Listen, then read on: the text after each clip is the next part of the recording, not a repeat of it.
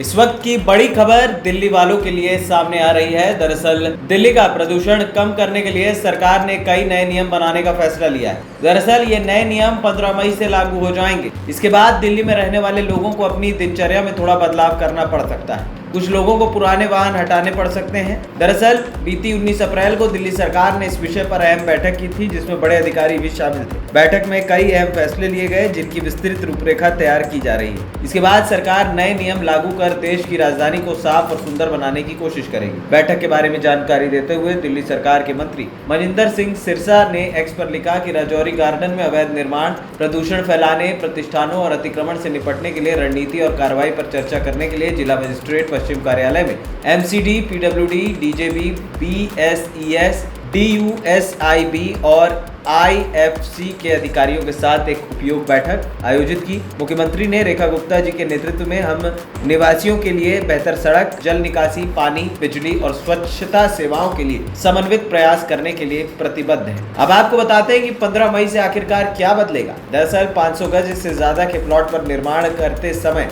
Air quality monitoring device लगाना जरूरी होगा। ये डिवाइस सीधे हेडक्वार्टर से जुड़ा होगा। जैसे ही प्रदूषण का स्तर तय सीमा से ऊपर जाएगा, बिल्डर को चेतावनी दी जाएगी। वहीं 6 मंजिला या उससे इमारत पर एंटी स्मॉग गन लगाना जरूरी होगा। मॉल्स, कॉम्प्लेक्स, सरकारी दफ्तर और अन्य गैर रिहायशी इमारतों पर यह नियम लागू होगा। 15 साल पुरानी गाड़ियों को दिल्ली में आते ही अलर्ट मैसेज भेजा जाएगा। निर्धारित आयु सीमा से ज्यादा पुराने वाहनों को वापस लौटना होगा। वापस नहीं जाने पर कठोर कार्रवाई होगी। सभी जिलों के मजिस्ट्रेट को आदेश दिया गया है कि 24 घंटे के अंदर मांस की अवैध दुकानें हटवा दें। अब लाइसेंस लेने के बाद ही मांस की दुकानें खोली जा सकेंगी। सभी दुकानों को साफ सुथरा रखना जरूरी होगा। रिहायशी इलाकों में मांस की दुकानें नहीं होंगी। अवैध दुकानें बंद नहीं होने पर उन्हें सील किया जाएगा।